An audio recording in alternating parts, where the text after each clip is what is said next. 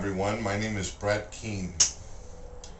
And this beautiful woman that you see behind me um, has actually been, well, I'd say she was probably born in the early 1800s. The picture that you see right now has only been taken a few years ago. Her name is Saint Bernadette. And apparently there's a lot of websites on the internet about this woman. The Roman Catholics believe that if you're a saint and that you've lived a full life and all that, and you've done for God, or you had visions and you performed miracles, that when you die, your body won't deteriorate. A more broader term used for these type of folks is called the Incorruptibles. It's pretty amazing. The church has quite a few of these type of deals going on. A lot of them have been considered frauds and nonsense. Others haven't been able to be properly investigated. For some reason, the church doesn't want to allow people to come in and analyze the bodies and take a look at them. They've hired their own type of people to come in and deal with these bodies. But the sick thing about the situation is this.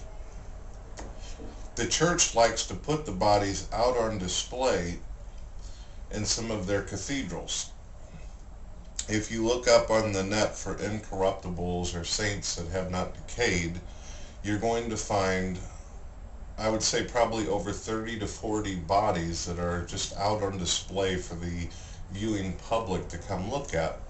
And most of these churches will actually make you pay in order to come in and see the corpse of some poor 20-year-old nun or 35-year-old woman who died of a horrible illness like Mrs. Bernadette behind me. They're actually selling death. They're putting human bodies out on display for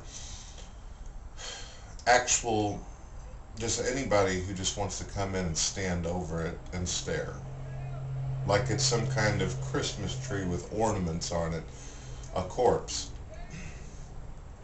It's primitive, it's disgusting, it's sick, and it's obvious that most cases of the incorruptibles are frauds. People put chemicals inside the bodies so they wouldn't decay, or put wax on them so it made them have the appearance that they did not decay, or they use all kinds of different things to sit here and do this to these bodies. But it's pretty amazing when you think about it, selling death like this. This woman behind me, she supposedly had visions of the Mother Mary, and she had visions of Jesus Christ and of God and all this. And it's weird because when you read about her history, it's really strange, honey, because whenever she would go up to the churches and tell them about her visions, according to the documentation about her, they would call her insane. Some of them actually called her a witch. And she was a Christian herself. They actually made fun of her. Crowds of people would gather around and they would insult her, and they would, some people even seemed like they were going to attack her. It says towards the end of her life, while she was suffering from her illness, she actually went into like a private place, like a convent or something, in order to get herself away from the rest of the human race. Because she was so bothered by the way people treated her and acted towards her. She was so bothered that she hid herself away during her life so she wouldn't have to deal with people who would exploit her or make her look bad.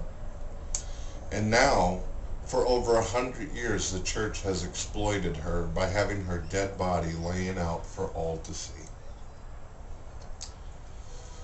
It's something to think about.